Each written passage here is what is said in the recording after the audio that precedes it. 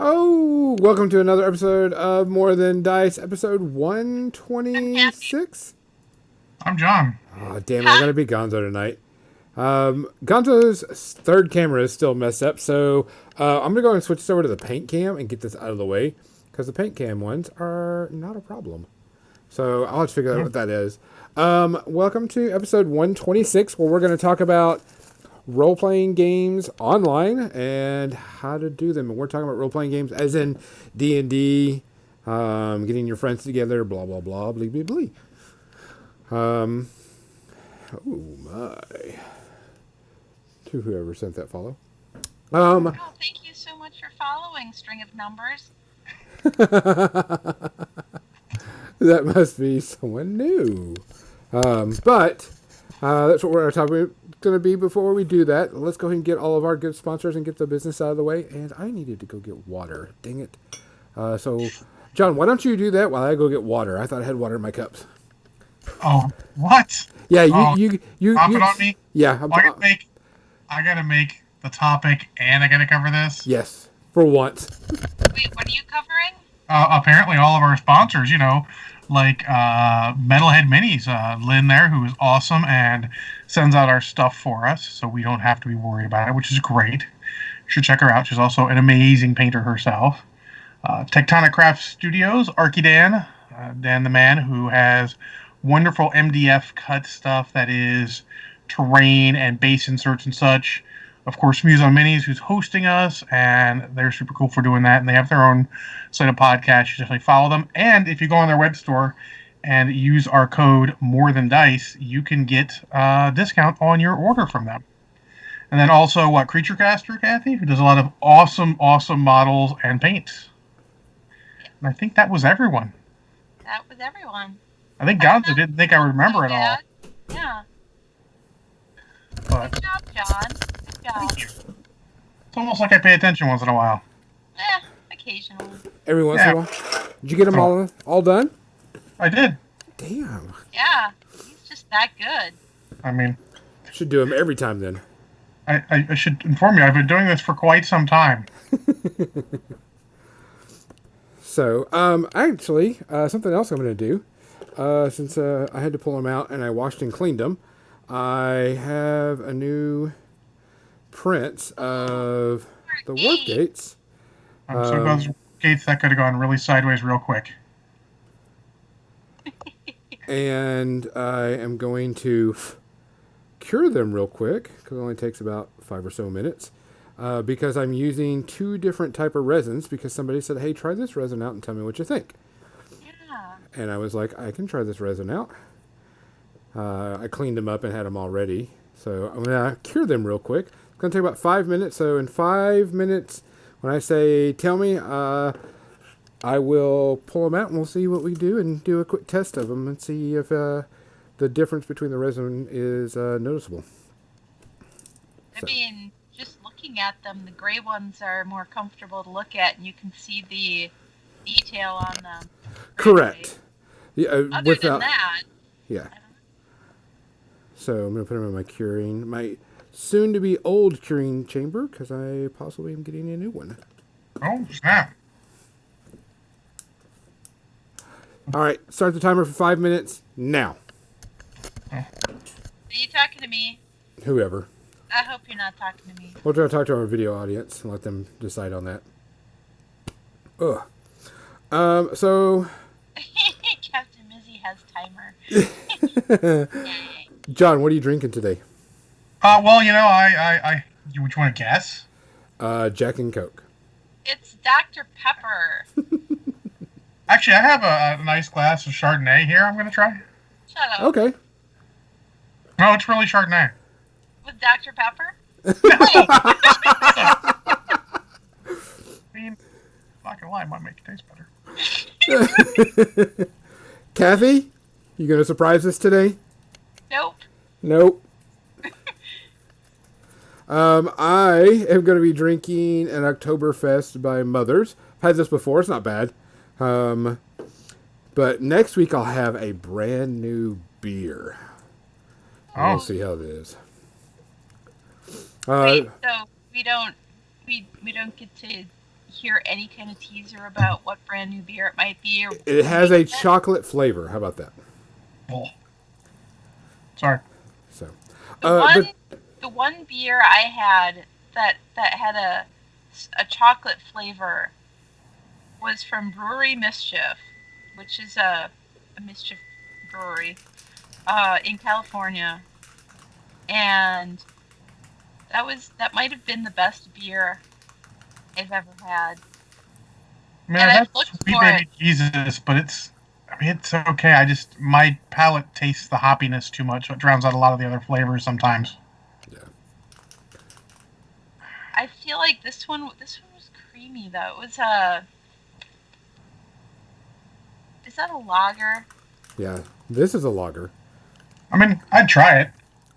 It was so good. It wasn't like chocolatey like ones where they're trying to fake put some kind of flavor into it. Oh, not real chocolate, like chocolate flavoring. It was just so damn good. Like the whole experience of it. Also, it was at a German restaurant, and everything else was amazing. So, Let's go and get our cheers out there, guys. Thanks for watching us. Thanks for joining us. Thanks for listening to us. To all our patron subscribers, thank you for keeping us going. And all the people that subscribe to us on Twitch. Also, if you have an Amazon Prime account, you can subscribe to us for free. Yep. That helps us out a lot because it pays some of the bills to keep this going. Other than that, please take care of yourself. Please watch each other. Please help each other. Cheers. Cheers. Anja. It's not bad. Yep, that still tastes like ass. And he's enjoying Glenfiddich 12-year-old Scott. Who's doing Glenfiddich? Man, I have envy. So, what I'm really drinking is Glenfiddich. actually Barks root beer with Kraken. That was actually Chardonnay, but that was more of a joke. I'm going to drink this instead because that still doesn't taste. That stuff tasted like ass. Fanian got a bottle of it for some work, Friday happy hour thing, and I tried some, and we both decided that's not our thing. You know, it's really good if you put it in spaghetti sauce. More apparently, was it risotto? Oh, yeah, good for risotto. Yep. Well, we'll save it and cook with it because we certainly ain't drinking that shit. No. Yeah. I've had wine like that where I'm like, what the hell? Oh, hey, Kathy, for you, I'm going to do something here. I got some left, and I got some of this left. So for you, live, I want to mix them and tell you how terrible it is. What, Dr. Pepper and Chardonnay? I Nasty. apologize for just snorting into my mic. There you go. Kathy, cheers.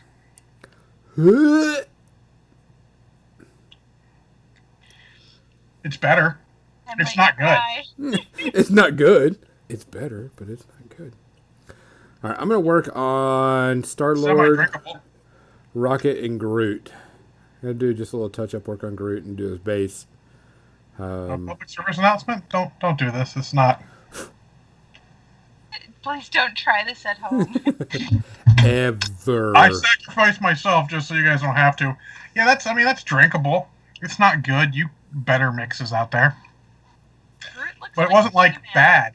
I mean, he is a tree man, but he kind of looks like a Blood Bowl tree man.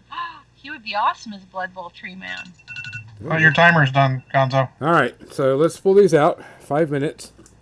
Let's see. Ooh, good and stinky. Captain Mizzy had it too. All right, hold on. Make sure that that's not. All right, so people were saying, because I did these, did some stuff in the green, and of course the green seems to feel a lot more brittle than everything else, which I don't disagree. But I'm always a thing. Let's test it out. Ooh, and I got to cure this a little bit longer. So kind of bendy, right there. So that one maybe takes a little longer to cure than the green. Yeah, that one's a little bendy too. Let's put them in there for just a little bit longer. You don't want bendy resin. I've gotten some from Forge World that was not cured, and it was no bueno. Yeah. Sad. So let's give it another 5 more minutes and see how we do. If you would like copies of these, let me know. I am starting to print stuff off for people. Um, at a cost, of course, but not anything huge because I can't sell the models, but I do sell my services. But I'm going to work on Star-Lord, Groot, and Rocket during the cast. Dropping Rocket all over the place. So we get that. I'm going to try some different things out with Star-Lord because I know I painted like all of him brown, but I want to try something right now. But I mean, is this coat red? Like well, not red, red, but it like is a red, but I wanted to do him kind of like a Wild West type of dust coat and stuff. I'm going to darken it up a little bit, but I'm going to try a blue on this brown and a red on this brown on a shirt. So blue okay. on the pants and red on the shirt with the washes because I'm trying to figure out some stuff. Okay. Woo! Oh, thanks, Anton Oh, B, thank you for your so subscription. much. It's Cheers. super cool of you. We Who did that? appreciate. Oh, Hidden Bee, thanks a lot. Okay, so our topic this week is role playing online with your friends. Of course, in this time of day, we can't get together a lot, so everybody's trying to figure out ways to play their favorite RPGs, role playing games, blah blah blah, whatever you want to call it, online with each other. And I started doing this back in our Star Wars game. I did online, but we didn't do it with as much vigor as we're doing it now. It's much bigger. It is much bigger, and we've been using a lot more programs. I've known about, and everybody knows about it, Roll20. Hmm. I've known about it, never got into it because the best way to do it is you have to pay for it to get the most out of it, I should say. Yeah, but it's still perfectly functional, and I can speak to the fact that it's perfectly functional without. Well, I mean, I assume he's not paying for it, but even if it is, it's not that expensive, and it's very good. But to put maps up with your own character tokens, move them around and such. Even just that functionality, it has character sheets added to it Correct. that you can add to character sheets, and it'll do the rolling for you in a lot of cases if it can figure out the rolling, and that's all super good. I'm not gonna lie. And Yeah. there's other third party stuff that you can do with maps and music and other stuff, right? Mhm. Correct. Like one of the things you can do is the Midgard campaign, which we'll be posting our videos up shortly, and the audios of our 3 games that we've played because we finally finished the adventure, the starting one. Sorry, excuse me. With us using Roll20, and there was some hitches and bugs and getting things ready, and also myself learning how to do it because it is a very robust system. It can do so much stuff.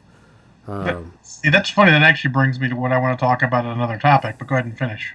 Because, like I said, they were saying you can do the maps and people can move their characters around and it can auto roll and do all this other stuff for you.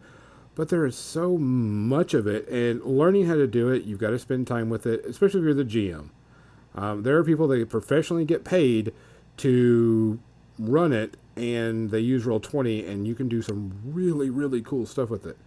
Do you think that by now there would be tutorial videos on YouTube about how to work some of the interface and stuff There's for that? not much. There really isn't a lot because there is so much. Somebody's missing some kind of content thing. Like you could do Well, do Roll20's videos got of a couple these of sorts videos of on their things. site, and then a couple other people have some other stuff. Yeah. There's several videos. I mean, there's enough that I'm sure you could learn the basics. There's at least a half dozen videos here on the front page immediately. So, Correct. Yeah, there's just what I'm saying is there is so much to it. And because okay, for example, as the GM, when you load up, you can show what you want people to what people to see. But then there's 3 layers to that one map. There's like an overlay map, a GM map, and then the map everybody plays on, the token map. And that's something I had to learn. And it's like, whoa, this is a lot bigger and more than you can do than I thought. Gonzo timer in 3 seconds. Okay, 3 seconds. 1, 2, 3. But there's just a lot that you can do with it. I'm going to pull these out and set them to the side for a little bit. Because I got some paint I want to get on this model. Like, you could set it up that as soon as you jump to a scene or you put the characters in the scene, not only do you cue the music, the lighting, and when you put the NPC, you put the player characters there, you can set it up where if it's a dark area, they've got fog of war, but if they have night vision, that can click off and do some certain things. So, I mean, there's just all this, there's so many cool things about it. One of the things I think is really neat is the ability for people that make the games, like Midgard, or I don't remember the name of the company that made Midgard. They can build modules, so they have everything built for you. You just buy the module and you plop it down, and you run the game. So you don't have to build your own maps or get anything in there. And it is pretty freaking sweet. Because it'll have all your NPC character sheets. One of the things I do like about Roll20 is once you figure it out, you click the button to hit something, and you click on your character sheet, which makes it even easier. You go to your character sheet. The people that are playing, they've got the character sheet pulled up. They log into the game. I'm going to swing my longsword. They click longsword, and it calculates everything, rolls it out, prints it, and you get to go and do it. And then you roll damage. Very, very simple. Very, very, very user friendly in that aspect, but it can get very robust really quickly. So that sort of brings me the first thing is, like, obviously Roll20 is cool. There's a lot of stuff there. You guys can research it and use it if you will. But the first thing I would talk about is, what kind of game do you decide to play for role playing over the internet? Because I think that's actually really important, perhaps even more important than what you choose to use. Yeah. Well, first things I do is I look at my people and I go, this is what I'm willing to run. And give like 3 or 4 sources of things. So yeah, that's cool. But do you, since I'll ask you as running, do you put any thought besides what you're in the mood to run? I do, like, party size. If I have 6 people that want to play, I'm like, okay, I need to find a game that's appropriate for, that type of party size. Because it occurs to me, as someone who might run a game, the most important thing should be the actual complexity of the role-playing game. There are many role-playing games out there I would not ever want to run online, because it'd be crazy. Like, what games would you not want to run online? Anything too crunchy, anything too dice involved. So actually, Champions, which I play normally in person, I would not want to run it online. There's too many dice involved. It's a little too much crunchiness. Map movement is theoretically important, or super important. The more important the tangentials come. Like, this sounds weird. I'd love to run D&D, but 4th edition D&D would be the worst for running online. Unless you've got a program that's going to do everything. And I'm sure you could get Roll20 to run it pretty well. But you would need some sort of integration because of the powers and all that stuff. I wouldn't want to run that online. But any other D&D where maybe it's not quite as important for the tangentials, the map, and all that stuff. For example, Feng Shui is a game I would run online in a heartbeat, because it literally says in the book, the map is not your friend. You're supposed to be vague, give an idea. You could flash a picture up on... Hell, you could play on Discord with that, which is another option we should talk about at some point. And you could just flash a picture up and get an idea of, like, oh, this is what the room looks like, and you can go. And I think that should be really important part of choosing, because if you choose something that, you guys play in person, no worries. It's super easy. As soon as it becomes over the internet, everything becomes harder. It's like you talked about mood music. I would actually not suggest using music at all unless it was pure soundtrack music and kept very low volume, because you start getting people talking over, and none of these voice programs are great yet. No. You can't hear people when everyone starts talking at once, just because that's the way it works. You don't have that same... The way they compress everything, I think, to put it over the audio, it starts to blend together and become a cacophony of stuff, rather than people where you can discern them in person well. Well, So you want to be careful about that as well. Our our one that our Xenelos project one that we did on Tuesday night. Um, it was a Deltaris was trying out a new service or something. And it was a different interface. He wasn't using Fantasy Grounds, which is another, like you have D20, you have or Roll 20, mm, you have Fantasy Grounds is the one that he was using, but he switched to this other one, and I can't for the life of me remember what it was.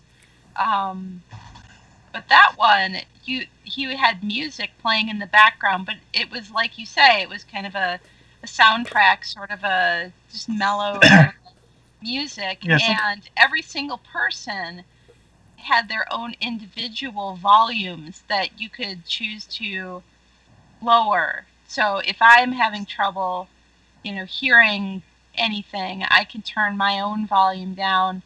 Um, but it's just a sort of quiet background music to what the voices were doing, and this was streaming on Twitch, so it yeah. wasn't R- just some people playing online by themselves. Roll Yeah. We 20 has the ability to you can change the volume of what each individual sound effect type thing is. So if it's too loud for you, you can change it.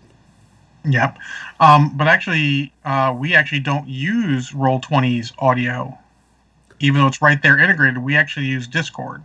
See, we use Skype because we had a problem with the video and audio on it Well, because here's the other thing. Do you need video to go? I generally don't think you need video.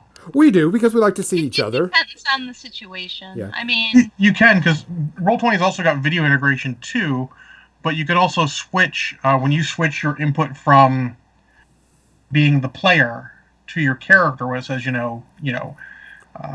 your character says X. It switches to your character portrait from from your video feed anyways. So I mean, I started thinking, like, is it worth it? Do you need that? But it's a decision you have to make when you're playing. Do you need to see everyone, or is not having that extra resource burden on everyone's computer and everything going to work better? Yeah. We yeah, have video not on each all. other just so we can see each other because we want to see each other's face because we miss each other. See, my Monday night group, which normally is our in real life group, uh, obvious reasons, we switched to only Discord, and we don't do video at Yep. all. It's just voice, and there's one separate channel where our DM posts his maps and stuff, so that we at least have a visual of Mm-hmm. But none of his stuff is grid based. None of his maps are terribly to scale or anything. It's all very theater of the mind. Yeah, well, that's sort of the dirty secret of role playing. People get so into the making models and all that because it's super cool to get your models Yeah. together and to paint them and all. It's so cool. And I mean, I loved the way fourth edition really integrated that in, but you don't need it. You can talk your way through anything. Yep. And honestly, I find some of there's a certain level of games where it was already sort of abstract, like the old Marvel superheroes game, the phase rip system. Um, that one is great for it because it was only using areas. There was no dedicated what's your range? 4 areas. How long is that? 4 areas. If it's Uh-huh. indoor, it's shorter. If it's outdoor, it's longer. It doesn't matter. And it can be as big as long as you want. Is it 4 blocks? Well, maybe in this area it's wide open, it's 4 blocks. Maybe this is tighter, it's not 4 blocks. It doesn't matter. There's a lot of that. Some of those stats don't matter. That's sort of the thing about games online is there's a lot of crunchiness in games where that crunchiness doesn't matter. If you don't have the impersonist data, you don't necessarily need all that little crunchy bits. Yeah. You Oh, can you Hinton can says we don't either, and we don't ever use video. Too many problems with it. We've tried Skype, but encountering problems there as well. Looking into Discord. So if my pal Jack, who's like 80, can figure out Discord, you, anybody can. the hardest thing about Discord is just getting everyone on the same page, so to speak. Once you get that, it can be pretty easy. It's just a matter of There's learning how to use push to talk. And I will suggest everyone when you start doing this online, learn how to use push to talk. It sounds simple. It is simple, but remember, you want to press it before you start talking. Let go after you're done with your statement. Otherwise, you get this weird thing where parts are cutting off. And we, yeah, we well, thought about we doing don't Discord even. also instead of using Skype, but we were already in the game session or about to be in the game session. It's like we've already got Skype figured out. Let's work with Skype, and then we're like, we need to switch to Discord to make it a little bit easier.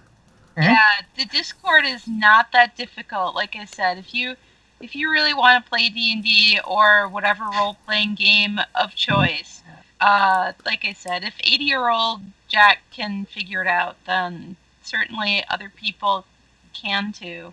Yeah, absolutely, and it's not hard. It's got a lot of other good uses too. There's a lot of people that use Discord, and it's a good way of keeping in touch right now. A lot of Discords I'm not active in because, spoiler, I'm not active in anything like that. Hell, I'm not even really that active in fucking social media You right know, now. and our Discord for that they put together for our D&D group, there's only 3 channels. There's a general chat, there's the maps, and then there's a side talk one for the PCs to just bullshit. Um, and that's it. And not counting the voice channel. But that's it. Our one guy did discover though that see how you can hear Gonzo typing That's not Gonzo. That's or Joe. John. Anyway, so you can hear the typing, but one of the guys in our Discord, it was like hammering thunder the way he was typing on his keyboard because he was only using the native mic that's in his laptop. Oh yeah, so it's right there. Yeah, and but Discord has this new thing that's in beta, but it's called noise suppression. Mm-hmm. And once he turned that on, totally eliminated the Yeah, uh, the keyboard sound. yeah. And I have a mechanical keyboard. It's loud. Apologies, but I fucking love it. Oh, I love mine too. But yeah, so that's a lot of things. There's a lot of technology there, and it's getting better. Honestly, COVID-19 has forced companies to put a little into it, and unfortunately, Skype seems to be putting the least into their software right now. But I mean, there's Zoom out there too. The problem with Zoom, of course, is that your free meetings are limited to like 45 minutes or something like that. Now, if someone's got an actual paid account, cool. And that's actually, being from back in the day of gaming clubs, that actually is worth it if you guys are doing enough online gaming. Have dues and have people put together money, and suddenly things that are, little money like that suddenly become not a problem. Yeah, and it also, a lot of the things aren't expensive either. They're just help Yeah, but out. they can build to it too. I mean, you don't want to Oh get yeah, too much stuff because then you start building it, and like suddenly like, oh my god, suddenly our role playing game's costing us, $10 each a month. That's not. I mean, I'll happily play $10 a month to play role playing games, but it starts becoming a thing, and you don't want it to become a thing. correct. You just want That's to make sort of the sure you. hobby thing of why role playing games are great because once you get a handful of books and some dice and stuff, you ain't really got to buy much ever again. It can be your cheapo hobby. Because when I was a cheap young teenager and all, it was my cheapo hobby. Hmm. But so here to there. But so there's a lot of stuff out there. I mean, honestly, you can even, and this is going to be sort of old school out there, you can find anything you want and you could play by post. Oh, Oh, you're woofing, huh? Come ah, on, Gonzo, get some old school love in here. man, play by post is scary. Yeah, but you can have some fun with that. If you're not technologically savvy, if you don't want to get on there and vocal, if you don't have a good microphone or whatever, because there are people out there who don't, you can play by post and it's fun. You can play by email. I've done that too. Hell, I played by post back when it was BBSs, and I would have to log into a BBS or someone else's computer, for those of you who don't know, type my post up, post it, and then get it off so someone else could read it and go and do something with it. Yeah, I've done many of those, honestly, and the as soon as personal emails and group emails became a thing, it that became suddenly so much easier. I've done several role playing games like that, and it's super fun. It may not seem like it's super fun, but it's still super fun. Because remember, this is all because we can't get together. Maybe you can't get together because it's COVID-19. Maybe it's because all your friends moved away or you moved away. So, I mean, keep in mind, there's a lot of stuff there that you need to not just discount because technology's advanced. Technology's advanced, but this is still valid things. Oh, Hinton played chess by mail. That is Whoa. legit. Uh-huh. Chess by mail. Whew. But you don't discount it and put thought, like I said, the start of this part was put thought in what game you guys are going to play. If you're going to run a game, make sure you can run it. Like I said, as much as I love D&D 4th Edition, I wouldn't even pretend to try and run that shit by over internet. That would not work. You would have to have too much stuff. Back maybe when Wizards of the Coast, it was their active game and they had all the online stuff. And they were actually working on something to play the game on the internet, which was cool, but they never got it out of testing, unfortunately. But it's just too much. Any older DD is better. I could see playing Genesis, the system they use for the current Star Wars game or anything, Yep. over there, as I'm sure Gonzo could. The dice might be a little weird, but at that point, if you've got cameras, you still have dice cams. There is a dice roller for Genesis system, by the way. Yeah. So I mean, it's doable. That's what we ran. The Star Wars game was played with the Genesis system, and so it was done there. So I mean, that can be done. Yeah, but Dawn of the Harbinger, which like, the entire season is on there. So I mean, yeah, if y'all wanted to watch that, but if you guys have cameras, because a lot of us have webcams, I hope you're not trying to buy one now. They're really stupid expensive because. But if you have a webcam, you can literally just put your webcam pointed at your dice tray and roll your dice on the camera. yeah. That's a great use. For Discord, there are several different bots that you can use for dice rolling. Yeah, in Discord. That's the thing about Discord. There's a lot of bots you can do for all sorts of things. You just have to go in there and poke around and see what they're doing. See what they've got available, what you're what you can add to it. There's a lot. And it's not really hard. It's actually really overall pretty easy to run Discord. I mean, it is at the end of the day, it is basically just like any other, you know, sort of message board typey thing. It's like the new version of a message board. It is very message board, yeah. 1, 2, 3, 4, 5, 6, 7, 8, 9. Apparently, I'm a member of 10 different Discord channels. I don't check. But it's the big thing now. I mean, honestly, there's a bunch here that are just rewards from Patreon. I support people, and you can come and jump on join our Discord. Cool. I'm probably not going to chat with those people, but it's okay. I mean, features I don't use are okay. I was going to give you money anyways. Yeah. But there's a lot of stuff there. Maybe you guys can keep track of stuff out of game. We had a lot of, back in the Play by Email days, we would send a lot of emails back and forth to people about, what we're doing so that we're coordinating, because it's stuff we would know, and we're just keep it tight, keep it together. Like, obviously, you'd know this, and then you'd know this. It was super cool. But, I mean, I actually think, honestly, for most of these, if you don't need all the add-ons for something like Roll20 or, what was the one you talked about, Kathy? Fantasy Grounds? Fantasy Grounds. If you don't need that, go and just use Discord. There's a lot of functionality there. Oh, yeah. I mean, our Monday night group, that's all we use. And there are people who, like I said, the one guy uses the mic that's just native to his laptop, and another guy does the same thing. And we had to say, dude, you can't have the TV on while we're playing. Yeah, that's also a good idea in general. I mean, and that's sort of the other end. I'm glad actually you brought that up, Kathy, because that becomes a great point. Is you're at home, you're at your computer, you're probably in your comfort zone. It is easy to be multitasking while you're role playing, and you don't want to do that. And this is purely an etiquette thing. I know you guys can multitask. I know you can, but you're sort of doing a disservice to everyone else who's spending their time on it by multitasking too much. Because the first time you got to go, hold on, what happened? That shows you weren't paying attention, and you just sort of wasting everyone's time. And yeah, it's not necessarily a big deal, but we should all be a little considerate. We're all trying to get here. We don't want to take too long. You're already going to have the bullshit phase, which is going to last half the night. And then you're going to get to the game, and they're going to have the Monty Python comment section that's going to take, 10 minutes, 20 minutes. the Princess Bride quotes. It's gonna take another 5 or 10. Whatever else your individual group does for quotes. Maybe it's old game stories, stuff like that. Sexual innuendos. That That's, never happens in role playing. I mean, role playing is just an excuse for sexual innuendos, isn't it? But you're gonna have all that, so it just do the service of trying to keep yourself focused on the game. I don't bring up my phone. I don't. I'll switch to tabs occasionally when stuff's going on that I shouldn't even know about, Hmm. and that's when you really want to. That's sort of the best thing about it is you can go. I shouldn't know about this. I'm not going to pay full attention. I'm going to pay a little bit of attention because something funny might happen that I want to be aware of it.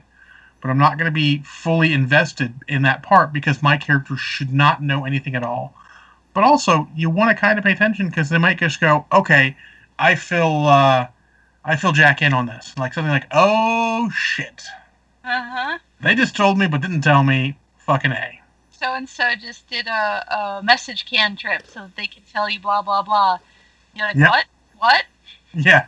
So it's a fine end. I try not to pay too much attention when I'm not there, just the basics, because honestly, you're not going to have all the details that they just filled you in. But that's like I said, some higher end role playing etiquette, let's say.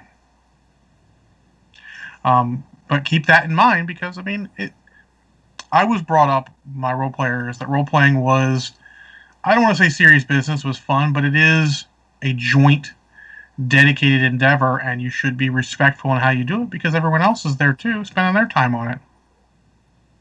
We're all spending time together. Let's make sure we're all doing it to make sure we all have as much fun as we can.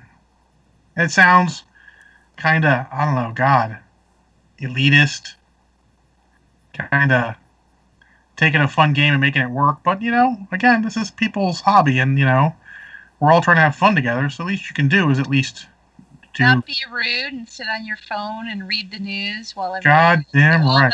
while the GM is trying to explain a whole big plot point, and then Yep. go, wait, what did I miss?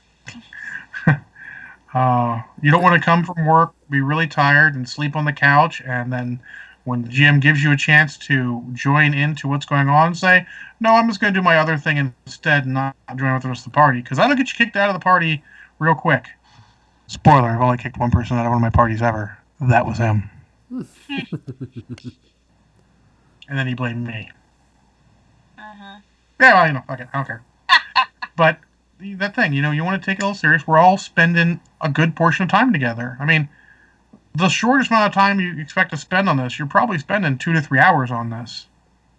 So, be respectful of people's time and do what you can together.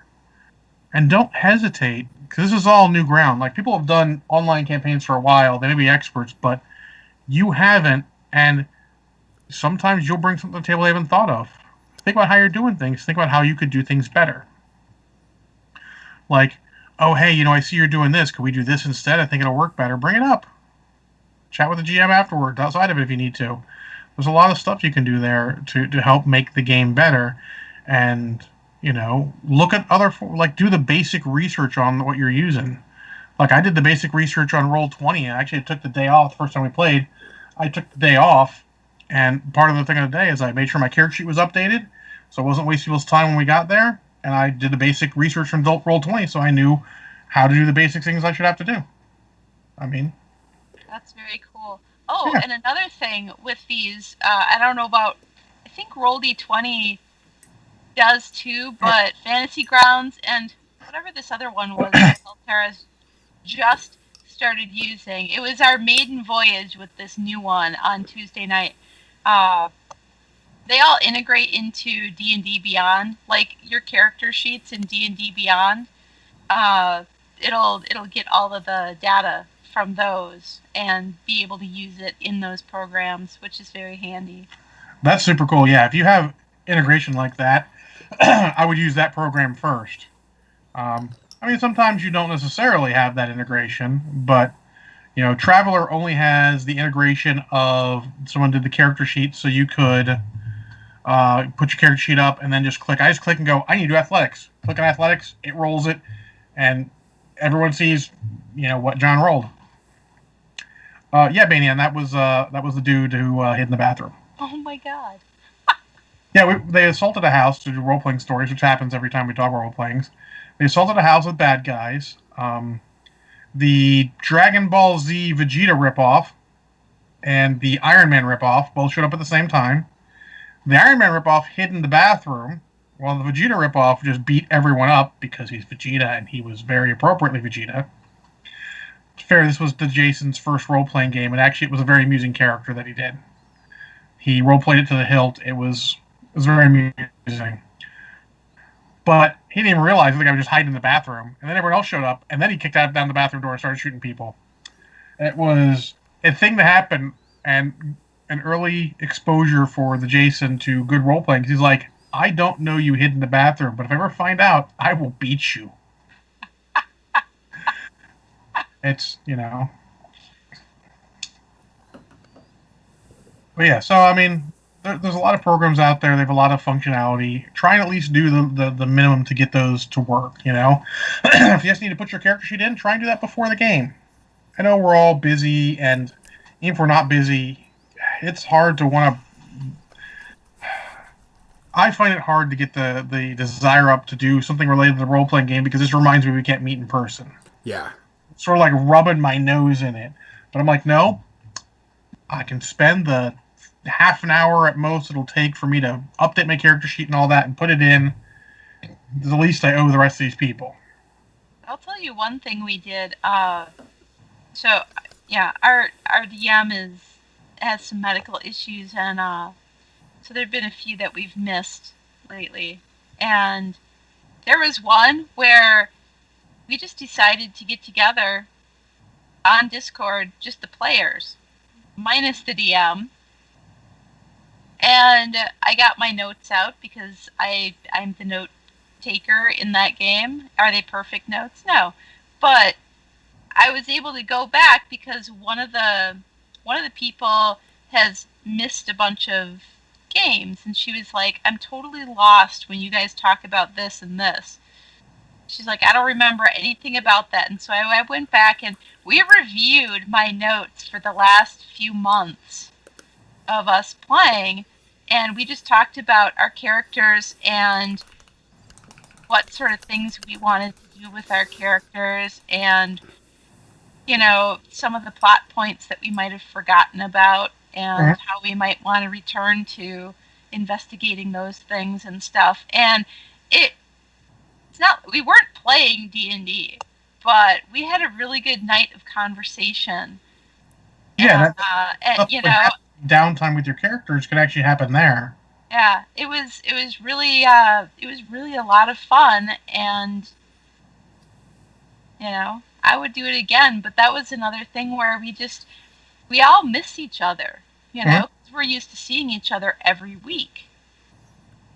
So it was nice to catch up with them and review, stuff that's going on, and talk about, where we see our characters, the direction of those characters going in the future, which was interesting.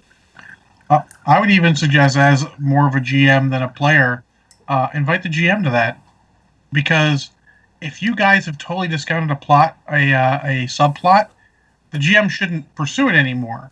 Like you may have seen it and not been interested at all, and not act, he should not that him being in on the notes means like, oh, they don't care about that. Cross that off. I don't not important. I'll make something else. I've had a lot of times when I've seen people and they talk about stuff and they're like they've discounted stuff I'd started. I'm like, nope, that's not important. Obviously, I'll cross that off. Though to be fair, and I hate that Banyan's on to hear this, my style is to throw plot points at them willy nilly and sort of see what they grab onto. It's like a house with a million laser pointers. Let's see which one the cat goes after. So, Idiot has already figured this out, apparently.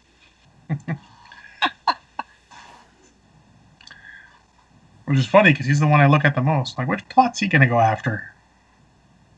My friend Warren, when I used to, back in the way back in the 90s when we used to play Warhammer Fantasy Roleplay, he used to throw obvious hints at people, and we called them flying manhole covers because you can't miss that.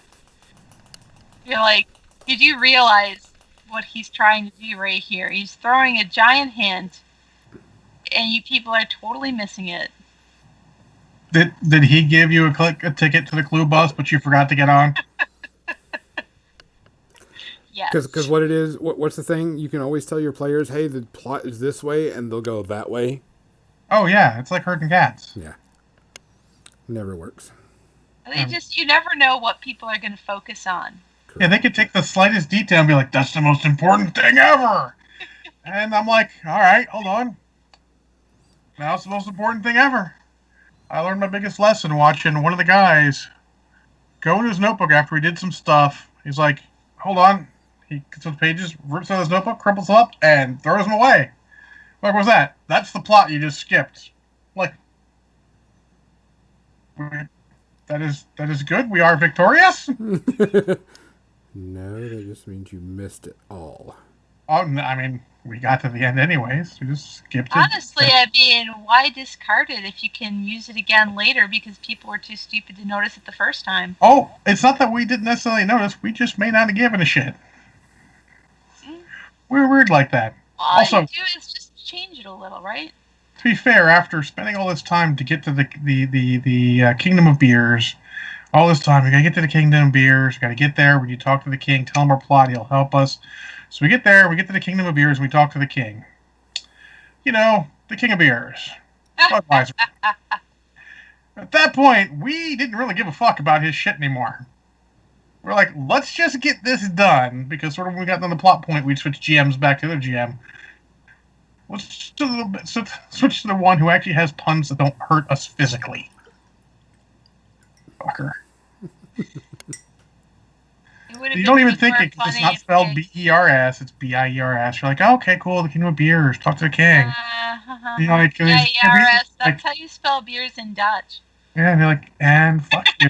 Yeah, fuck you, dude.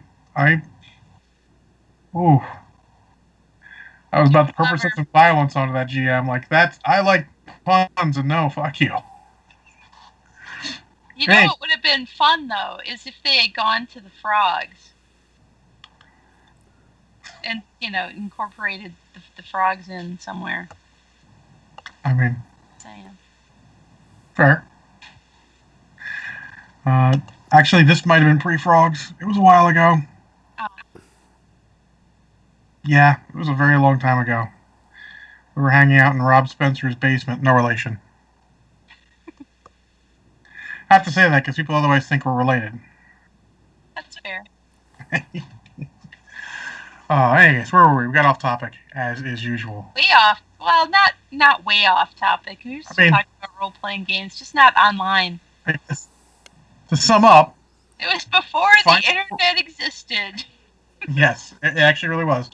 To sum up, find the game you want to play. Try to make it less complicated because less complicated is good.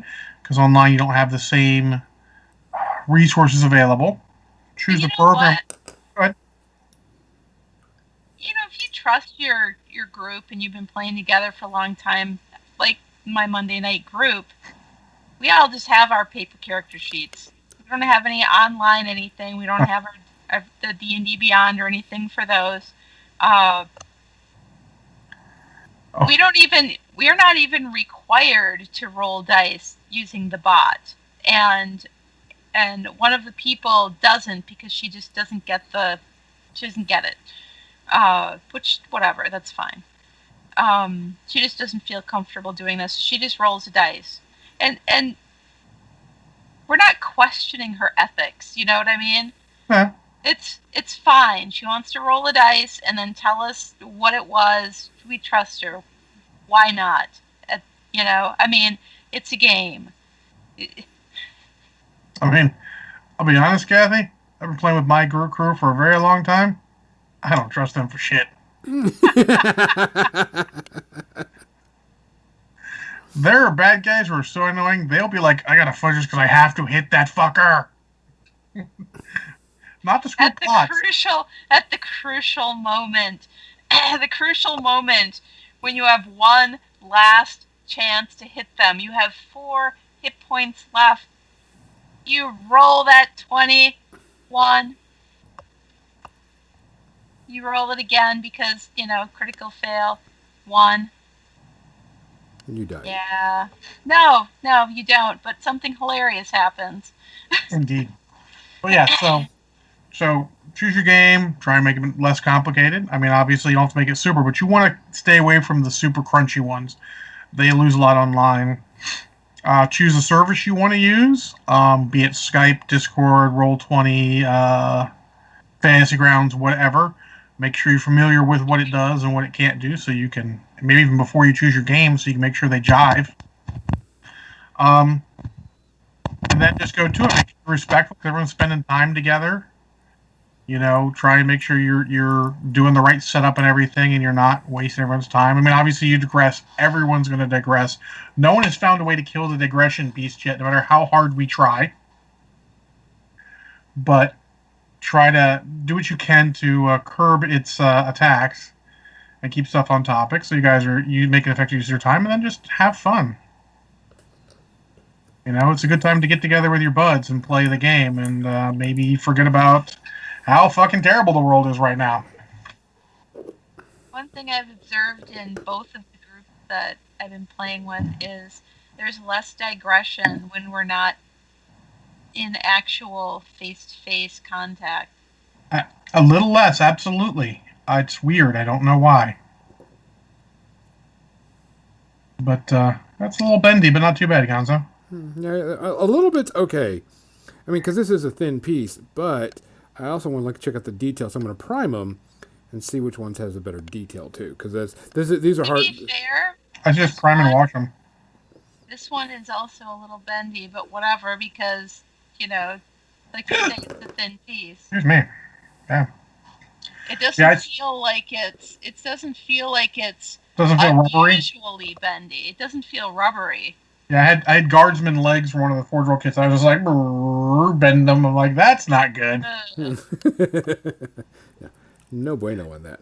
There Yeah, was one no year. bueno. There was one year at the Chicago Games Day where they had the Golden Demon statuettes, and they weren't. Some of those weren't fully cured. Yep. Yep. Yep. You hate it when they start to ooze and shit. So Those are that like, was that's unfortunate. Like we had a appropriately, one of our guys, Bill, had a great unclean one of Nurgle that started to ooze resin from inside. It was no bueno. I mean, he got to replace it, but it was like, that's not nice and terrible and wow, and a yet purple it's too. so Nurgle. It's, it's extra Nurgle. It's Nurgle-rific. It's almost like could you just cure this like it is with all of these weird things coming out of it? Yeah, it was really the oddest thing. It was the first time we'd seen resin do that. So how are you liking the colors on your Star Lord, Gonzo? I like it. I mean, the brown turned out like I wanted, just enough to give it, a leathery look. I'm going to go back and do some touch ups and such, but I mean, like the buttons, I'm going to make metal. I'm about to, if this is dry enough. There's a zipper too. Yeah, It's the been out zipper. of focus. If you hold it a little closer to the camera, maybe it'll help. It's been blurry this whole time. Why change now? Oh, Has okay. it really been? Yeah, Yeah, Dang it! we Why didn't talked it about do- it like a while ago. out of focus. Oh, It's fine. It's all fine. We were sorry. No. talking. Most of the people that do this podcast thing listen to us instead of watch us, so that doesn't really matter. No, but I need to get that Uh, fixed. Sorry, I'm chuckling because one of Banion's friends is watching too and commenting directly to him, which is amusing to me. So shout out to Phoenix Paper. Hi. Hi, Phoenix. Yeah, it went back to autofocus. That's the problem. Yes. Yeah, I mean you were in a zone. We weren't really gonna. That's worse. Yeah. See better. Worse. It's like the glasses thing. Is this better or worse? Now or this? This or this? Paper Phoenix even. We'll just call him Phoenix, right? Well, I mean, Hi.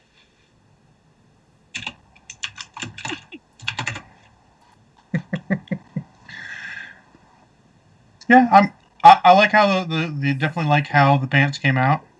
I Yeah. went sort of different. I went with a tan shirt and then the reddish jacket. You can't see mine necessarily as well. I don't have as much light up, but you can see a little bit. Oh yeah. Yep. But definitely blue pants. Cruisers. Trousers, blue Yeah, you're trousers. still just doing all contrast paints for all of your Marvel Yeah, franchise. I'm still gonna do paint everything in contrast paints. Of course, like the metal, I've got to paint, with a metallic, but for certain things. All right, Kathy, you need to innovate the non-metallic metal with contrast paints. Go, and good luck. I mean, okay. I don't have contrast paints, so I don't know what to do with that. I don't own any. Jim put a couple over here a few months ago, and I haven't used them yet. I would suggest I like to use them as Uber washes.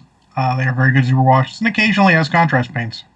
You know what's funny is Jim was just doing two or three streams, where he was using contrast paints to demonstrate how well they can be used mixed with other paints Oh as yeah, almost some kind of a medium, like a hmm tinted medium.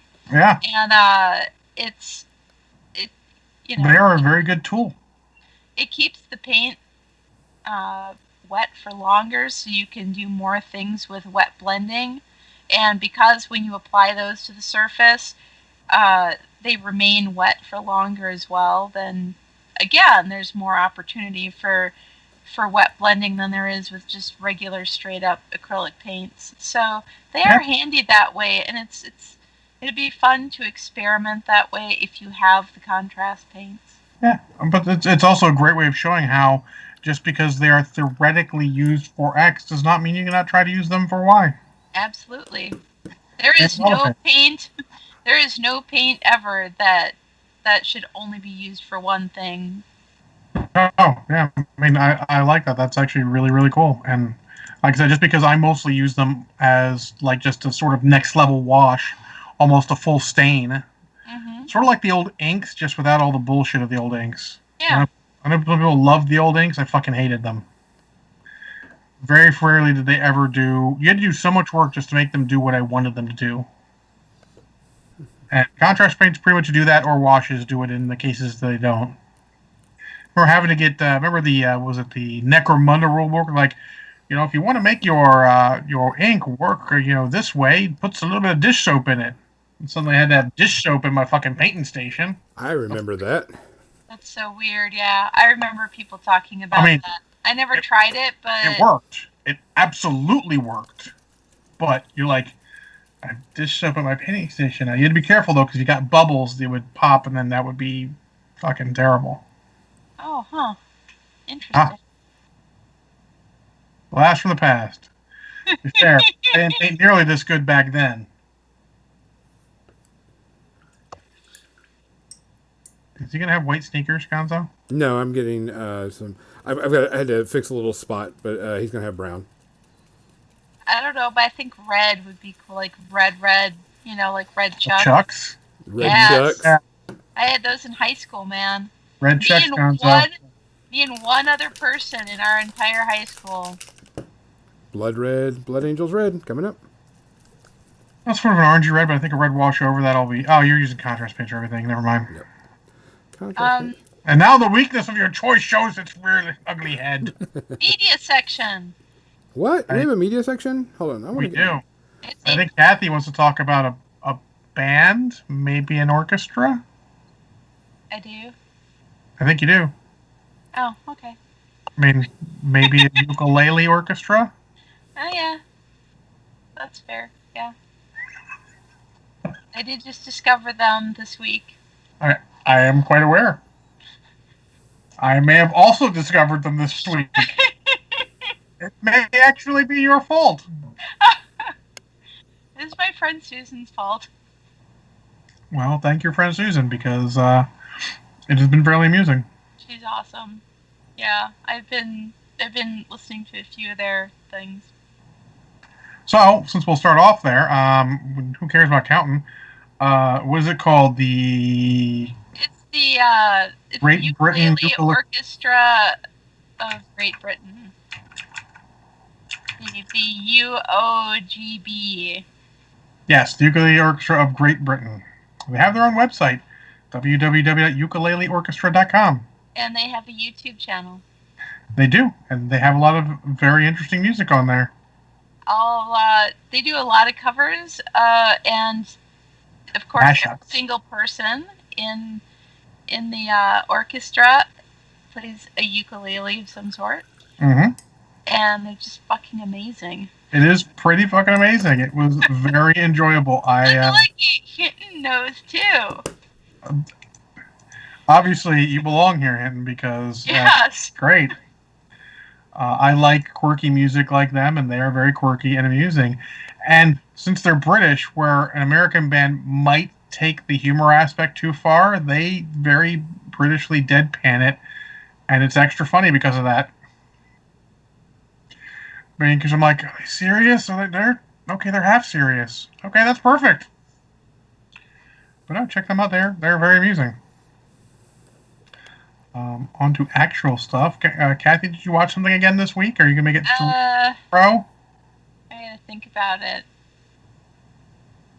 I mean, unfortunately, Banyan and I did not watch Lady Hawk because he didn't think it was worth the $4.99 or whatever it is to rent, and it's actually really kind of hard to find a good Blu-ray right now.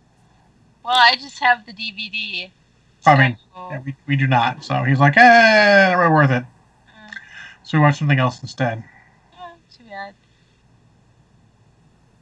Oh, So did you watch anything? I don't remember. That sounds like probably a no. Yeah. I feel like I did, and I just can't. Well, you butted and interrupt Gonzo in the middle of his tirade of a million things he watched.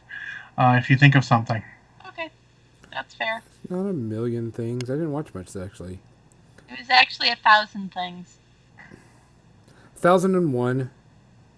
Hold on a second. Let me get this bright red that you want me to put on his boots. I mean, you're gonna have to repaint the bottom white so it looks like a chuck. I mean, you gotta do it right. No, I don't do shit. I mean, I think we outvote you. I think Kathy agrees you gotta do it right. Is that right, Kathy? Yes. Whatever. Do it right. It's absolutely Do right. it right. Sorry, went to Blues Brothers for a second. My apologies. We can always go to the Blues Brothers. I mean, I love the Blues Brothers. Blues Brothers is awesome. Hell yes. That is how you make a musical.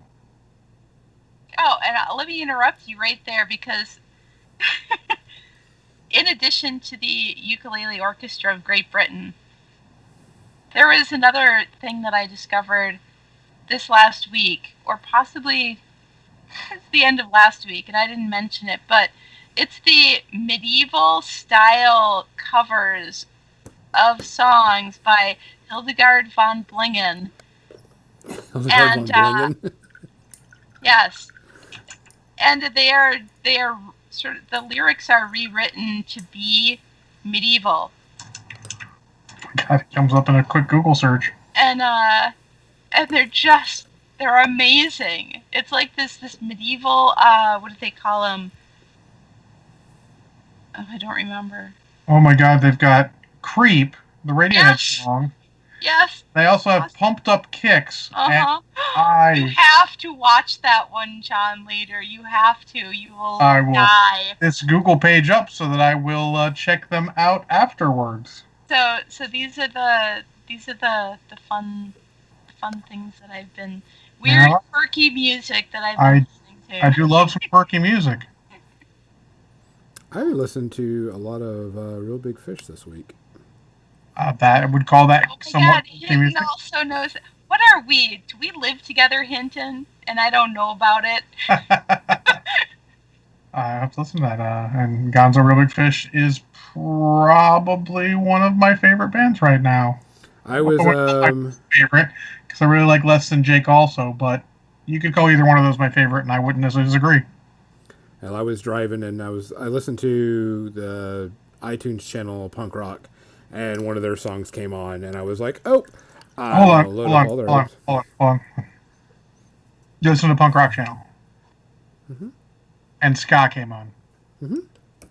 Yeah, that's the only place that they can really put it because there's Excuse not me like while I a flip my ska. desk. Ah, fucker.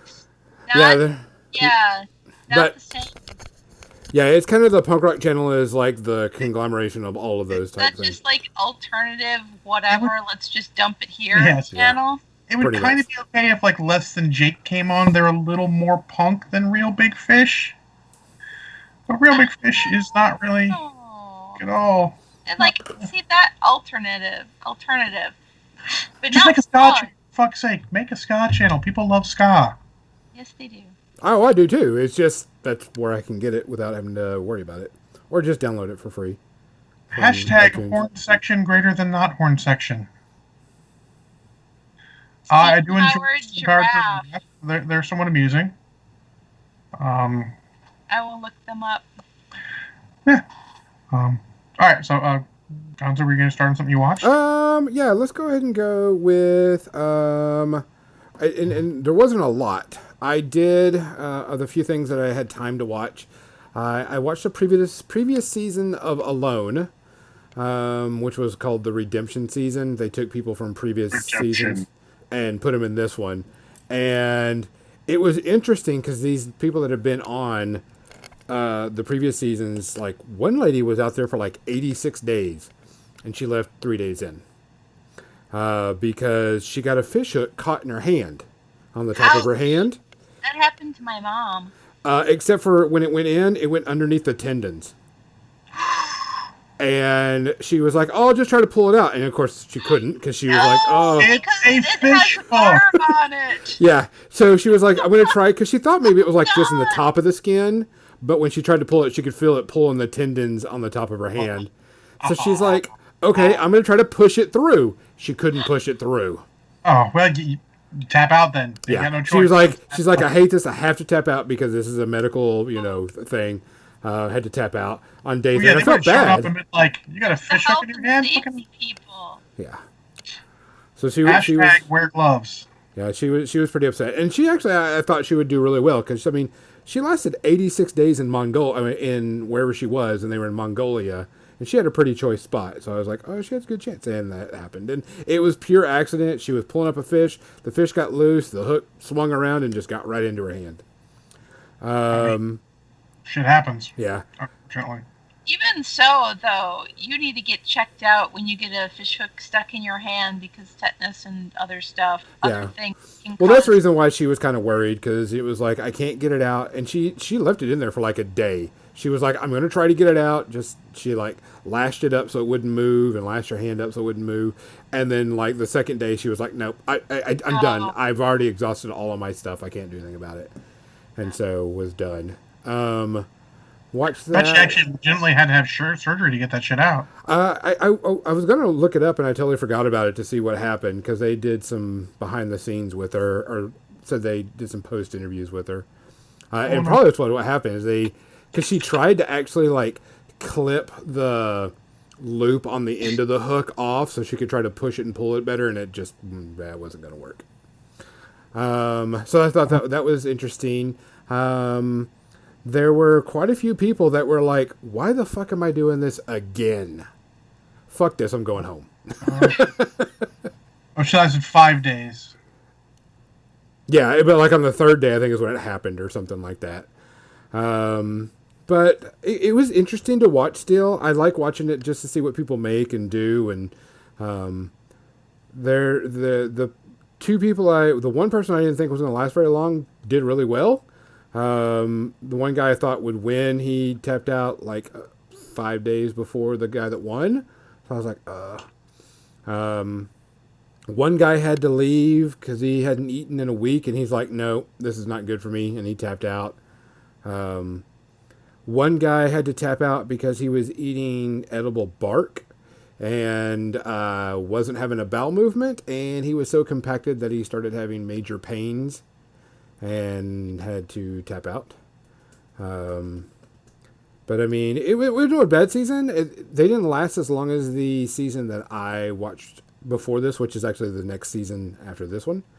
But it was fun to watch. It was interesting. I really like it. I've set it up on my DVR to record because a new season has started, and this new season It's $1 million to win it, but you have to last 100 plus days and be the last person. So if you tap out at day 99 and you're the last person, or they have to medically remove you, you don't win. So this is going to be interesting. It's a brand new season. First episode started this week. Um, there's one guy on there. I'm like, oh, he's going to be the first one to tap out, pretty much, type thing. And then one guy already tapped out on like the first week or something. I think is what it was, because he lost his fire starting kit, and he Ooh. started to freak out.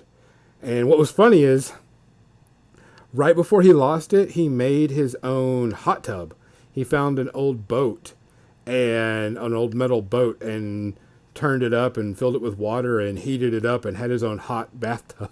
Because priorities. Yes. Yeah. But after that, he lost his fire starting kit, and so he started freaking out. He's like, I can't live without fire, and he says he's not very good at doing a bow drill, so he was like, I've got to quit. And I'm like, that's You know, if you can nurse embers, you can last. I mean, you can have a fire every day if you can nurse the embers every night. yeah. You Well, can bake them.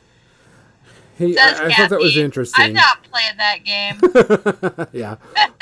But I thought that was interesting that he tapped out so quick. One guy that is on there, because I'm learning a little bit more about the show. They drop all their camera equipment off like the day before they're supposed to go out, and then they bring the person out to where the camera crew is, or where the camera is the equipment that they use to film themselves. And the guy dropped down and goes, "Oh, there's my camera stuff. I better go get it." And it's like this big hard plastic case, probably about 5 feet or so, and there's like big bear claw marks and big bear claw teeth all through it and everything. And he's like, "Oh fuck." He's like, "Well, I got a bear in the area, so got to be careful." Um, but it's been a really good show. I really like it. There's a lot of stuff to like learn, and I like it. That's a reality show where people aren't fighting with each other. Yeah, and it does seem like it's a real reality show after the Correct. research I did real quick. Yeah. It's not fake. There's not like, because even the guy goes, "This is real, guys. There's no green screen, no green room and donuts like where we were." Yeah, no, there's not like a crew with them or anything. It's legitimately them surviving. Yeah. They're spaced roughly about 5 to 8 miles away from each other. Usually it's about 8 miles away from each other, so they can, they won't run into each other most likely. But I mean, I there's imagine quite a ways to reach people 5 to 8 miles away. yeah. Um, but I'm really liking it. It's a lot of it's good. I mean, I'm like, oh, dude, you just screwed up. Like this one guy, he shot a porcupine, and he was gutting it, and luckily he had his gloves on, because he moved the wrong way, and the part of the quills got into his hand, and he was like, "See, I'm not stupid." It doesn't take Yeah, much for that to happen. No. yeah.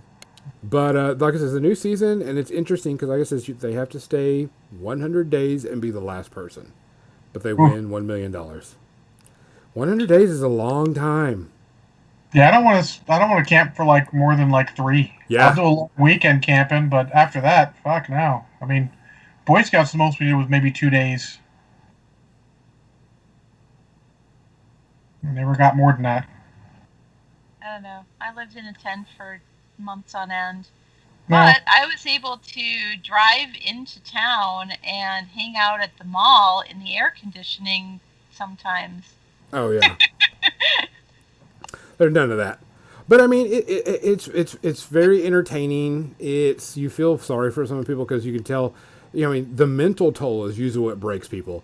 They usually are like, I miss my family too much, blah blah I mean, blah, and they get honestly, physically, people are stronger than people think. Even correct. like soft people are much tougher than they think. It generally is the mental stuff Yeah, because it it's was the mental stuff that broke most of these people. The people that have to be pulled out for medical reasons, that's a no brainer. yeah, When you start off skinny and you start off at like 200 pounds and you lose 25% of your body weight, and you weren't fat to begin with, you're losing the wrong type of stuff. You're losing muscle. I could lose 20% of my body weight and be fine, but Yeah, that's what I'm I saying. have build for that. That means I'm fat. Unlike some of these people, they can't because Oh they're yeah, like really physically fit, and then all of a sudden they lose 25%, and it's yeah. twenty That five means percent of you're not eating muscle. the right stuff. You're not getting anything you need. So yeah. Yeah. So that sounds interesting. What's your rating of that last season you watched? I give it about a one. There wasn't anything bad about it, but I mean, like I said, it's a reality show, so it's hard for some people to get into it. If you like good nature reality shows and good learning, because I'm learning stuff. I'm like, oh, that's how you would make a fishnet, or whatever, which I think is just kind of cool to know because I'm always learning stuff. So I give it a one. No issues on it. I really like it. It's very entertaining. I'll continue to watch it, even some of the previous seasons.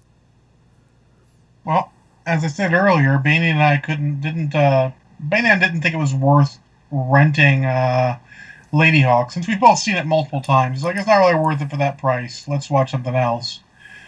So we watched Knives Out, which is currently free on Amazon Prime. Is it? Yes. It was. It cost money the last time I looked. Yeah, well, we looked today. It's free. So Oh, I know sweet. what you're watching this week. Yes. Knives Out is Ryan Johnson's sort of mystery thriller. Um, I would say it is in the vein of something like Death by Murder or Clue. Not as clearly comedy though, but it has that whole sort of whodunit, but not entirely serious feel to it. And I'll be honest, I enjoyed the fuck out of it. Everybody that's seen it said it's really freaking good. I am It so is really happy to fucking hear good. that because I've been dying to see that, and I love the cast. I love seeing. So I saw Looper, which is Ryan Johnson's sort of first major film, and it was okay. I didn't think it was great, but then again, it was a little weird to me. And then obviously we've seen The Last Jedi, which I liked, but I didn't think it was the right movie for that particular series. It's good to see him doing something that, like, I feel is absolutely playing to his strengths. It's got an all-star, literally an all-star cast. You know, just a ton of people in it. They like every. There's so few people in it that most of the major roles are a major actor. In fact, honestly, I think the only thing you might notice is that some of the quote unquote main protagonist, when you find out, isn't is probably one of the least known actresses. But it is very enjoyable. It is a great whodunit that definitely sets up and delivers on everything it sets up. Um, I'd have to watch it again to really do this, but I would tentatively say it is sort of a master class on how to set up things like Chekhov's gun. If you don't know what Chekhov's gun is, that is basically if you see a gun in the first act, it has to be used in the third act. And they set a lot of that stuff up, and it doesn't always come through the way you think it does. And it's a pretty good story. It's never ever boring. It's always interesting, and I'm like literally from about the halfway point on, I'm like I'm really interested in seeing how this thing ends. And I don't want to spoil any of it because it is still sort of a mystery and all. But let's just say that Chris Evans does a great job in it. Daniel Craig. I mean, you're either gonna love or hate his accent. He plays a sort of foghorn leghorn Southern gentleman accent. You're either gonna love it or hate it. I'm gonna roll with the cheesiness of it. I enjoyed the crap of it. Banyan didn't like it as much. That's But Banyan. everyone, Jamie Lee Curtis does a great job. Michael Shannon does a great job. Don Johnson does a great job. Everyone in it does a great job, and it's just a really good and amusing movie. I cannot stress it enough, and if you cannot guess by the fact that I'm still gushing over it, it is zero space herpes. Ice cream man Enjoyed the does it. crap out of it. Would happily watch again. I'm not sure it's a after you've seen it once, buy it on Blu-ray, but I would consider if it was cheap enough. And literally, aside from a million YouTube videos about MechWarrior Online and other stuff, that's all I did this week. But I have to say, Gonzo, if you're interested, check out Baradul's stuff on MechWarrior Online and check out TTB. He is a little harder to get into because he is more classically German. His sense of humor is very German. There's nothing wrong with him, but he seems super serious because, I mean, it sounds like an insult. It's not because he's German. That's sort of their nature. They're sort of matter of fact and all about it. It's all fine. But he has some good videos too, where he does some fun stuff and some interesting stuff on MechWarrior Online. In fact, one I think you should probably see is when he talks about Dr. Lermanstein, and he does 1,800 damage in one match. It's not bad. It's not bad at all. Not bad at all. I think that's your highest damage in a match, plus my highest damage in a match, plus probably someone else's damage in a match. So there you go. That's what I've been doing. Gonzo, I'm sure you got more stuff to finish it out. There is. Let's see. I'm going to my list because I always type everything down. I am watching Billions again on Showtime, I think is what it is. Billions is a story about the district attorney's office going after super rich people, super rich corrupt people. Got a great all-star cast. Newest season started up not too long ago. Thoroughly enjoy it. I love the acting. I love the writing. It is a Sorkin production type thing, so it's got really good writing. Yeah, he is great at writing stuff, Yeah. man. So I mean, it's still pretty good. I still like it a lot. I don't know how many more seasons it can go of them going after each other and all the play and underhanded dealings and backstabbings before it's just overplayed. You know what I'm saying? Because they always try to one up each other and try to get things done and all this other stuff. But it's thoroughly enjoyable. Characters are great. You root for the bad guy also. So I mean, because sometimes the bad guy is right, type thing. But I really like it. This season so far, it's got a 1. Nothing horrible about it. So we'll have to wait and see until the end. John, you got anything else? No, nothing else. Just that maybe that check out that one video I talked about earlier about rating Indiana Jones's Lost Character Arc. It's a very good video. I do suggest that it was a great listen. Okay. Let's see what else. I started watching a few more episodes of Fairy Gone. It is an anime about people that control mythical beasts and bring them out and fight each other, and there's like a revolutionary war going on. And I mean, it's just great animation. I was saved by Captain Mizzy from another anime called Plunderer, I think is what it was, and she's like, yeah, I'm like the first 3 minutes in there, and there's already a pervy guy trying to get in people's pants and body parts, and I'm like, okay, thanks, I won't watch that one. So it's an anime. Yeah. I mean, I'm really surprised you found enough anime you like because the amount of anime that have that versus don't have that is very few. Yeah, but she was like, yeah, you're not gonna like this one. Don't watch this one. I'm like, okay. I feel like I should rewatch some old anime. I might watch Bubblegum Crisis. I rewatched Cowboy Bebop, but I loaned it to somebody before COVID-19, so I don't currently have it. Yeah. But maybe Bubblegum Crisis. I'm almost done with season 2 of what the hell is that stupid cartoon I'm watching? Clone Wars. Sorry, I am very slightly drunk. Slightly. So I get to take a break. So maybe it'll be some Bubblegum Crisis and maybe some Expanse season 3 coming up. Season 4. It's season 4, isn't it? Yeah. Sorry. I'm behind, as usual. I tried to catch up, but it never works. They just keep putting out more and more stuff. I can't keep up. But that was pretty much all I watched. I did want to talk about a few things that is coming out or is out that I haven't had a chance. You know what else I watched? Oh, go, Kathy! Interrupt him! Go! John told me I need to interrupt.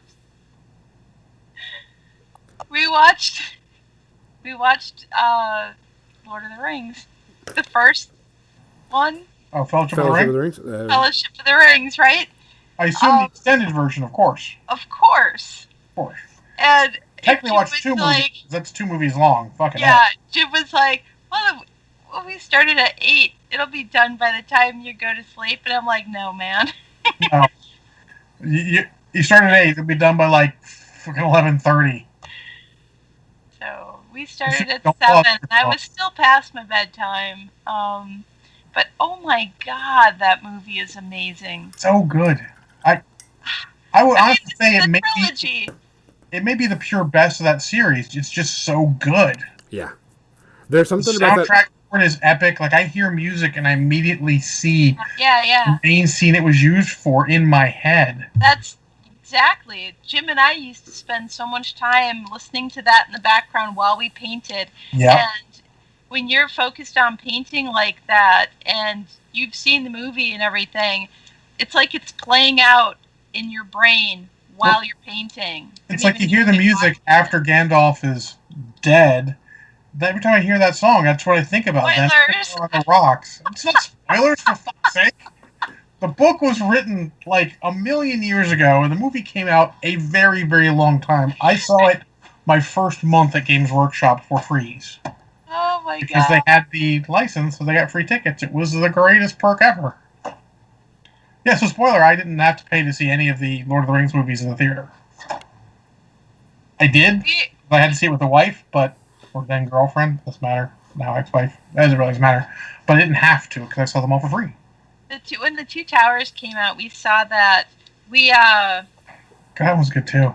we drove up to Madison, Wisconsin, to see it with our friends at the midnight showing. Right, I cannot blame you so because 3 hours to drive up there, see the movie, uh, spend the night at our friends, drive back to Chicago, I was see so it hoping you weren't going to drive right back after the movie because fucking see heck. it again Oh shit.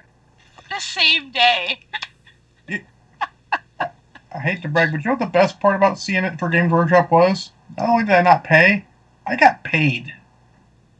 I Oh, got that's paid my nice. hourly wage to see it, which seems like a fucking crime. I'm going to be honest. Um, I did take one for the team. I sat between one of our team guys. I'm not going to use last names, but Joe, who was a very weird individual, and John Stollard, who I'm not going to use use full name for because he was the CEO of Games Workshop US at that point. Just because that way he didn't have to have Joe yabbering in his ear all movie because that would have ended poorly for Joe. He would have gotten fired. But yeah, that's such a good movie. I mean, Fellowship of the Ring is like great. What's your favorite scene from it? I'm trying to think of my favorite scene. I think I know what it is. I'm curious what yours is, if you can think of one. I don't know, but the when they're in Lothlorien, that's where I want to live. Oh yeah, shit. I'm telling you right now, I want to live in Lothlorien. So I'm a wood elf, so I mean Rivendell is beautiful and everything, but Lothlorien with the trees and everything, oh. But I yeah. don't know. I mean, there's different things that I remember because we watched all the special extra stuff and all the, Oh yeah. commentary from the people. So the whole time I'm watching it, I'm like, oh, this is the part where Samwise cuts his foot in the river, and where Sean Astin cuts his foot in the river, and and this is the part where Viggo Mortensen, breaks his what did he break? He broke His some toe bone. Yeah, in the Two Towers when he kicks the helmet. you know, The hobbits are like dead. so, But like the whole time we're just like, man, Vigo. Like oh my I god, went in going, man, Sean Bean as Boromir is going to be cool, and then I went out going, Viggo Mortensen is my fucking hero. Aragorn. Oh my I god, think he does an amazing job, and for being just sort of a last minute kind of, next year played Stuart Townsend, who was going to be yeah, Aragorn. and he was replaced like right at the very And we last second. hear the crazy stuff. Like honestly, my favorite scene is as he tells Frodo to run, and because all the Uruk-hai are coming, and he pulls his sword and salutes them before just going into innumerable odds. My mind does not cannot process odds like that because it's He's like the all of them Numenorian. won, but still, it's like it's great, and all the stuff you hear, like when Lurch throws the dagger at him, Vigo actually parried that shit, and it was like a real dagger. Because apparently Vigo was the most natural swordsman the trainer has ever met. Because of course he was. Because of course he was. Because Because he is Aragorn. He's not playing Aragorn. He is Aragorn. It's so good. Vigo just honestly, everyone in that movie does such a great job. That movie is that trilogy is pretty much perfection. Everyone plays their role perfectly. Peter Jackson cast it great, directed amazingly. I could not think of improving that series. And I think that's why The Hobbit was so disappointing, because the Hobbit series trilogy is not bad. I It's had a better than most. preconceived notion. I think you're right. I would have liked The Hobbit probably if I wasn't expecting it to be like Lord of the Rings on that level. You got to perfection. You hit perfection, and now you have to come down to being just, well, that was a good movie. But it wasn't the Lord of the Rings trilogy because that movie just hit it all perfectly. Like, honest people, like, there are things that aren't great about that movie. Yeah, they changed the story a little bit much. It's a little overly long.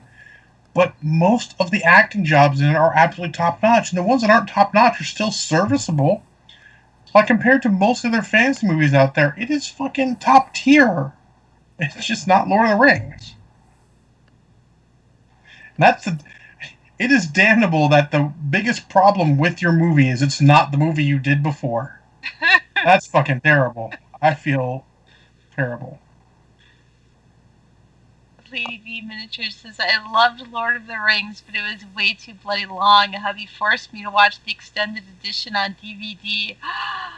I I think had to watching. drag Jim to the theater to see The Fellowship of the Rings. He had no idea what a token was. Uh, I would say honestly, split each extended edition movie into two movies. There's a perfectly natural cutting point in each I of them, can if I see remember that. correctly, where you can watch. Like Lord of the Rings, there's the end where Owen says, "I declare you the Fellowship of the Ring," and then Pip is like, The cake "Great, break. where are we Yep, going?" the intermission. And that's the intermission. Go, come back tomorrow night. Yeah. Well, that's a way to watch it. Yeah. Well, that's the beauty of having it on Blu-rays. You can just stop it and then come back again later.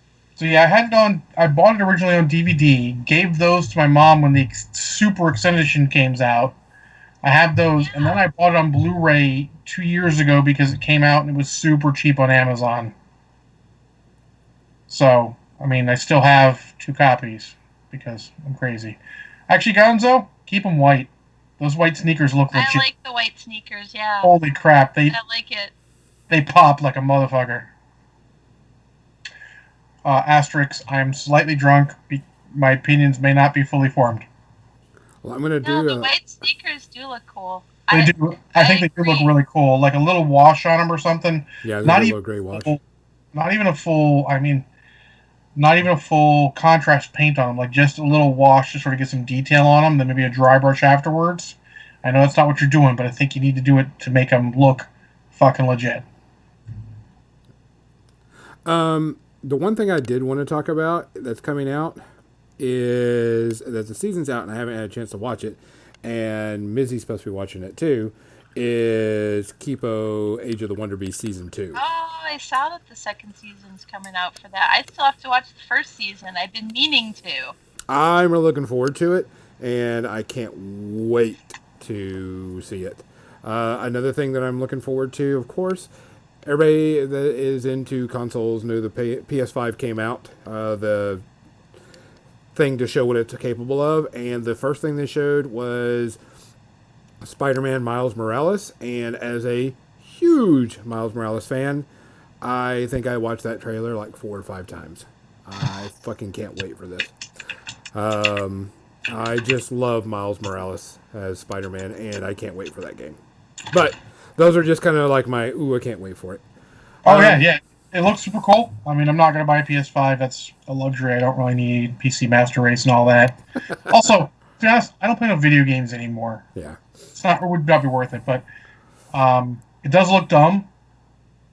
Like yeah. you The said, PS4 I'm sure looks it'll or be a good PS5 looks quality stupid. piece of equipment, but it looks dumb. Yeah, it's not. It's I don't like the way it looks. It looks silly. I think it's got style to it, but it is dumb Not a style. yeah. I think it looks better than the Xbox box.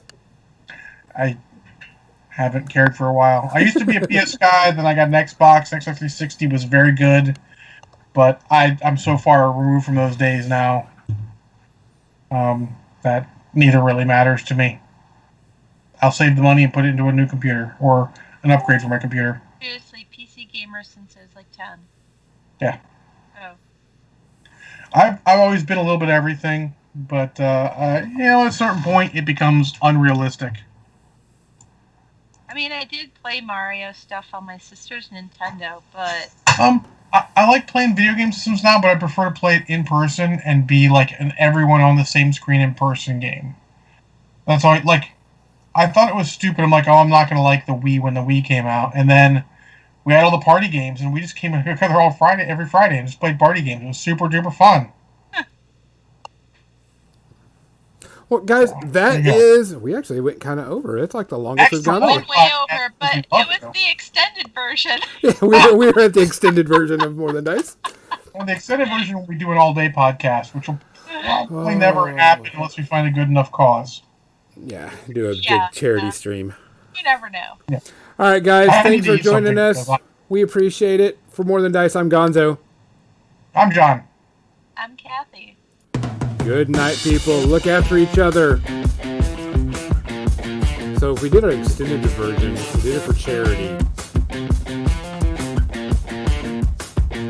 John would be probably dead by the end of it.